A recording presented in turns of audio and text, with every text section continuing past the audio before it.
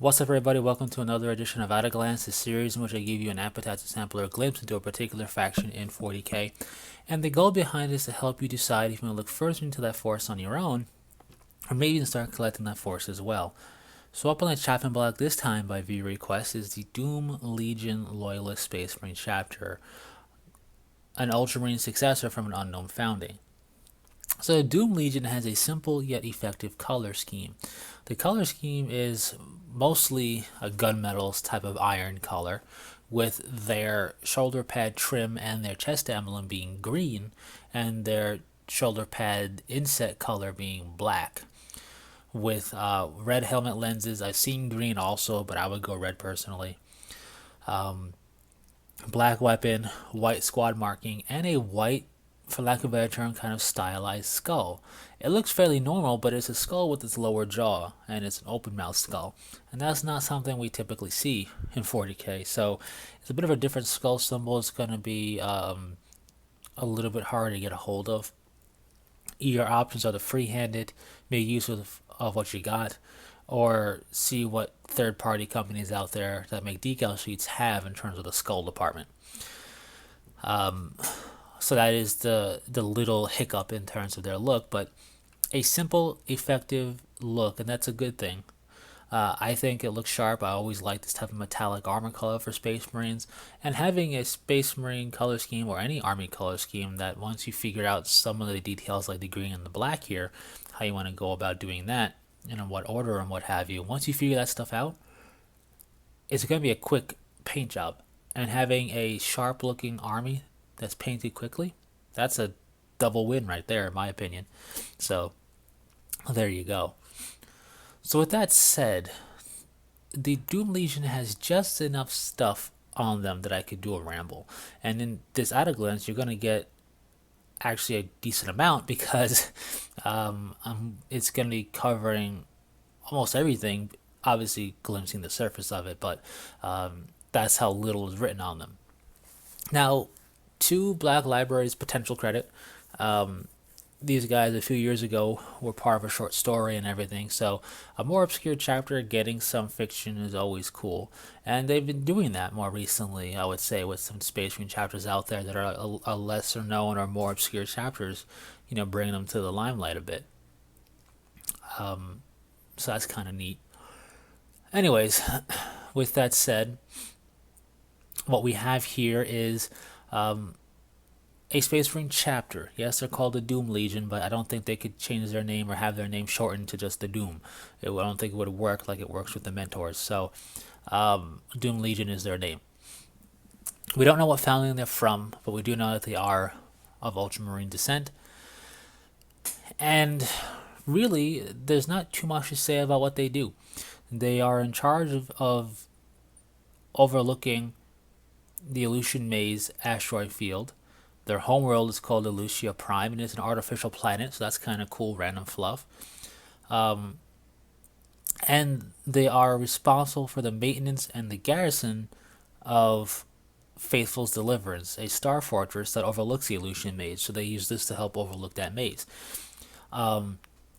It's a star fortress from the pre-heresy time period, and is considered to be, in the fluff, one of the most powerful star fortresses in the galaxy.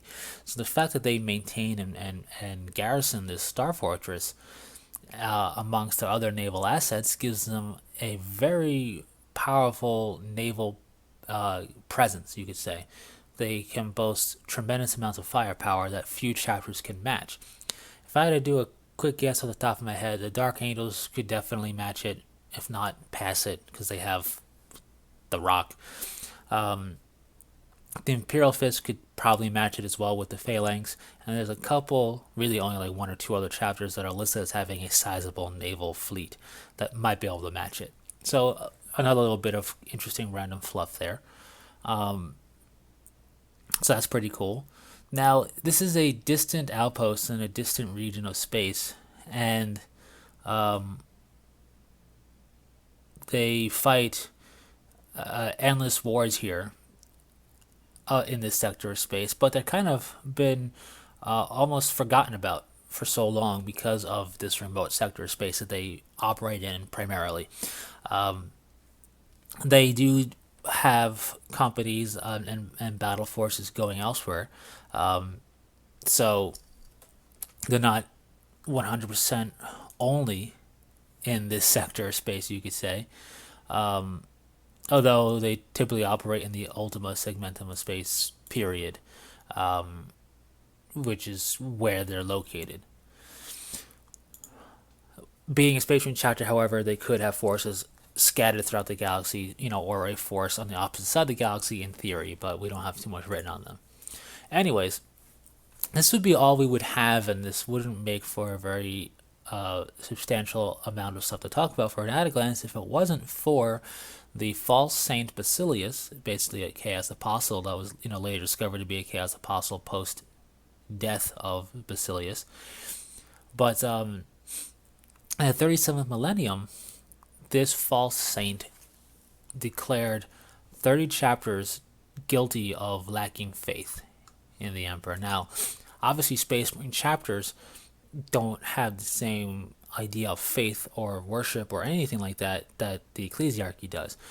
Basically, Saint Basilius, or false Saint Basilius, judged them as being wanting in being, proving their worth and their loyalty to the emperor, in essence. And they were given the choice between being executed or performing a crusade into the Eye of Terra. All the chapters chose the crusade, which is also basically a death sentence in theory.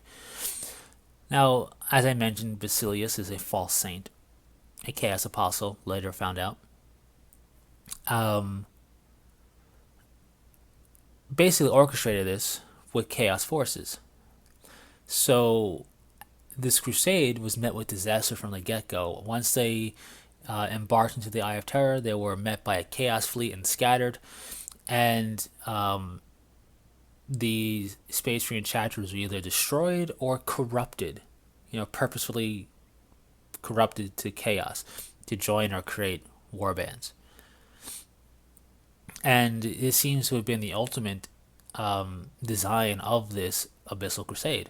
So it's this crusade that's not really talked about in the Imperium because it was orchestrated by this Chaos Apostle that they didn't know at the time. Again, they thought it was a Saint Basilius, but he was a false saint and a Chaos Apostle. The Doom Legion was one of these chapters that were slated for the Abyssal Crusade. So, as a result, the chapter should have been destroyed or fallen to chaos completely. Maybe they could have been like the Vorpal Swords, who survived and remained pure and loyal and returned to denounce Saint Basilius 800 years later, and ultimately send the saint's bones and relics into a star to burn up and killed his followers, basically achieving vengeance for the Abyssal Crusade. But chances are they would have met their end. Them being the Doom Legion would have met their end in the Abyssal Crusade if it wasn't for the Aleutian asteroid field, or the Aleutian Maze, I should say, and their Star Fortress. So, Faithful's deliverance and the asteroid field meant that they couldn't send their entire chapter. They had to stay garrisoning this area of space. That was their charge, it was their duty, and it was essential. Now, I don't know how they got away with doing that. I guess they said, hey, we got to do this, and then the Imperium said, okay. But they only sent 6 companies as opposed to their entire chapter. This meant the chapter survived. Now, those 6 companies or the remnants of those 6 companies became the warband known as Vectors of Pax. We don't know what they look like. We just know that they were corrupted by chaos and descended into chaos worship and became Vectors of Pax Chaos Warband. And the Doom Legion would have been that in its entirety if it wasn't for the Star Fortress and the Maze, is what I'm getting at. So, what's interesting is this happened in the 37th millennium. 800 years later, from when it happened, the saint was found out to be a false saint, a false idol, a Chaos Apostle by the Vorpal Swords, and cast everything down that way. And shortly thereafter of that discovery, the Doom Legion's first company captain that was part of the Abyssal Crusade returned to their fortress monastery, which is the Star Fortress, to try and convince the chapter master to bring the rest of the chapter into the Vectors of Pax and rebuild them that way. Join us. We've seen the light, yada, yada, yada. The chapter master refused and then destroyed the captain's ship that he was leaving on, in response. So the Doom Legion know about the Vectors of Pax, whether or not they know that name specifically, they know of what happened, and chances are they probably have a bit of a chip on their shoulder and a bit of a vendetta to destroy them. So, always nice to have a bit of a vendetta in a chapter's itinerary, but that is basically what we got going on with the Doom Legion. Now, this happened in the 37th millennium. They have rebuilt in the fluff. It looks like the Doom Legion has rebuilt their chapter. So in the late 41st millennium, they seem to be a full chapter strength, or as close as you can get being an active Space Marine chapter. And what they're doing in regards to pursuing the Vectors of Pax is unknown.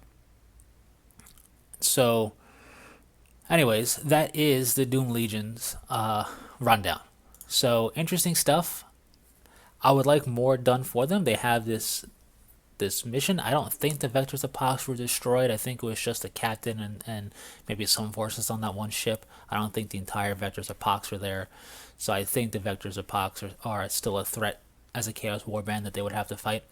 But anyways, I would like more done for the Doom Legion. They got a nice start for revitalization, and from there, I think a lot could happen for them that would be interesting. So when it comes to collecting them, it's pretty straightforward. The Space Marine Codex would be the way to go. The regular Space Marine Codex, and Ultramarine Chapter Tactics would be the way I would do it. We don't really know their combat style necessarily in too great a detail, so it keeps it very open-ended for you to build them and play them how you would want, and therefore they could fit for a variety of play styles. That's the Codex and the Chapter Tactics I would use. You could use a Self-Mental book if you wanted to, although it's not necessary. From there, model-wise, they're Space Marines. Any of the generic bits and kits from Forge World and GW, pre- and post-heresy stuff can work just fine for them. You could use the word Legion as a idea for stylizing some of the looks. Maybe you can have them do a bit of a Romanesque Legionnaire look as well, if you wanted to, or you could build upon the skull symbol and do a bit of a skull motif going on, or a bit of both, up to you. But again, that's pretty open-ended. As far as collecting them goes that way, again, the more difficult thing is going to be their symbol, because we don't have access to, or easy access to, a skull symbol like that in the 40k arsenal of skull symbols, if you will. But painting them up is going to go pretty easily. The main armor color will go fast. The black armor can go fast. What I would recommend, or the black part of it, the shoulder pad inset, will go fast, is what I mean. And what I would recommend is doing the green shoulder pad trim and chest emblem before you really finalize the other colors, so you can clean it up with the metallic or the black. That would be a good way to really kind of help speed it up while looking sharp and effective. Lastly, I think one thing that could be a nice stylized note is being an Ultramarine successor and following the Codex Astartes. Their veterans, in POW armor would have, and I would imagine Terminator armor, you can give them white helmets to make them stand out as veterans, and that could look pretty interesting. So, with that said, that's really it for the Doom Legion. Not too much said on them. I kind of gave you most of what's out there for them in this at a glance, but I did just glimpse across it, so you could look in for a bit more detail. But that's basically it. So thanks for sticking through it. I hope you've enjoyed. If you have any questions, comments, or requests, leave them in the comment section. I get to requests on a first come, first served basis, so just remember that. Anyways, that's it. So thanks for sticking through it, and until next time, take it easy.